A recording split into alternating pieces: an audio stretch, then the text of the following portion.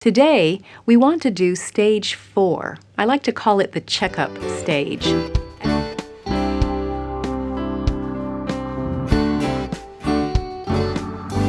Welcome to the Simply Charlotte Mason podcast. I'm Sonia Schaefer. We've been talking about how to make the transition to the Charlotte Mason method in your home school, easing into it little by little. We've talked already about stages 1 through 3, the basics, once a week, and everyday subjects. I recommend that you watch those videos if you haven't already. Today, we want to do stage 4. I like to call it the checkup stage.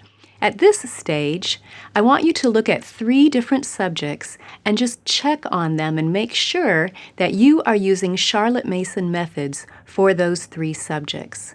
The subjects are science, math, and language arts. Let's start with science. The way that you would teach science in a Charlotte Mason approach is through living books and narration. We already talked about those in stage 1, so watch that video if you need a refresher course. I often get asked, where can I find good living science books? Well, there is a great list on our website. I'll leave a link to that in the notes. You want to pair the living books and narration with nature study. And you're already doing nature study if you've completed stage 2, the things that we do once a week. So make sure you're doing both of those things. Now, in the upper level sciences, around, grades 7 through 12, let's say, you're going to want to start making a transition in those grades. It's hard sometimes to find a good living science book that has accurate, up-to-date scientific information, that is not filled with evolution, and that actually helps the child learn how to do those upper-level sciences. Many of the good living books at that level will just tell about that particular science. They tell about chemistry or about biology, but they don't give the child practice in the math aspects, actually doing chemistry or biology or physics.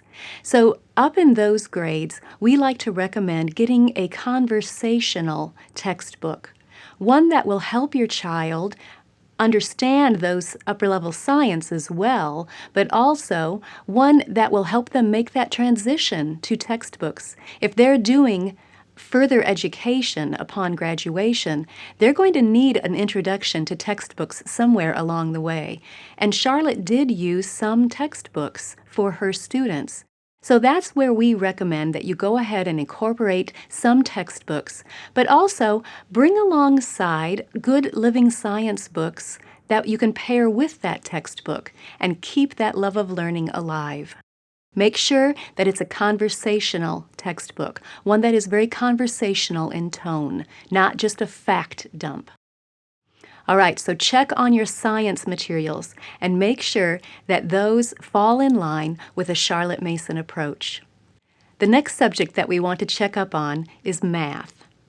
Math, in a Charlotte Mason approach, uses everyday objects around the house as manipulatives for the kids to actually see how the math works. They start thinking mathematically and see the concepts in front of them. But then as soon as they can, we set aside those manipulatives. Also, math should be done with short lessons.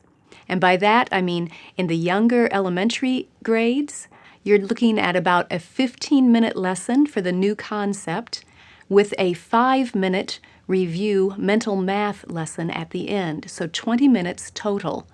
As the kids get older, you can stretch that out a little bit longer and a little bit longer, but try not to have your younger kids sitting down doing a worksheet for an hour a day. That is not a Charlotte Mason approach to math. Charlotte Mason wanted the teacher, the parent, to interact with the child. It is a wonderful opportunity to build that relationship with your child and to see for yourself whether they're getting it, whether they're understanding. Also, one thing to keep in mind, I mentioned it should not be worksheet driven. Don't just give your child a worksheet. In the lower grades especially, there was very little handwriting done in math. I know that's kind of a foreign concept to many of us who were brought up on math worksheets. But just as we use oral narration in those younger grades and not any written narration, that carried over into math lessons as well. Most of the math was done orally with the parent or with the teacher, and very little handwriting was done. Because in those younger grades, the kids are still really having to focus on that handwriting. It takes a lot of effort and a lot of mental concentration. So we don't want to steal that concentration and give it to the handwriting when it should be focused on the math. So we remove that obstacle out of the younger kids' way, and we put writing to the side, and we do not require very much of it at all, so that the children can focus on thinking mathematically. You want to make sure that they are learning the why behind the how. It's not just, here's how you do this particular thing. Use this formula and you can figure out the answer to the worksheet problem. No, Charlotte wanted students to know the why behind it, to really think mathematically. There's a great article that is on our website written by Richele Baburina, and I'll include a link to that in the notes for you. Then the third subject that I want you to do a checkup on is language arts. You've already been doing some language arts. The poetry that you're reading once or twice a week, that's language arts. The literature book that you're reading every day with your family, that's language arts. The oral narrations that your children are already doing for history and Bible and that you're going to be doing for science, those are language arts narrations. It's oral composition is what it is. So you already have a lot of language arts integrated into the other subjects. What I want you to focus on here and do a little checkup on is just a couple of other areas of language arts. First one is for handwriting. Make sure the resources you are using for handwriting are doing a few things. Number one, keeping the passages very short. We want to focus on quality over quantity. We want our children to give their very best handwriting, and if they do that, they're done. So don't overtax them by giving them this whole sheet that they have to do or that they have to write for 10 minutes. Have you ever tried writing for 10 minutes solid? It makes your hand hurt. So keep those handwriting lessons short. And then the other thing I want you to remember is that what they are copying should be ideas, not just dry facts. Let them have copy work from scripture, from hymn lyrics, good poetry, passages from good literature books, things that contain great ideas that will feed their minds even as they are practicing their penmanship. So that's copy work for handwriting. Another area that I want you to check your language arts in is what you're using for spelling. In Charlotte Mason approach, the children did not do formal spelling lessons until 10 years old. Now, they were doing some spelling before that in their reading lessons, and even their copy work helps them with their spelling. But at 10 years old is when Charlotte Mason introduced prepared dictation, and that is mainly focused on spelling. Now, you heard my word prepared when I said that. Prepared dictation. It's not cold turkey dictation.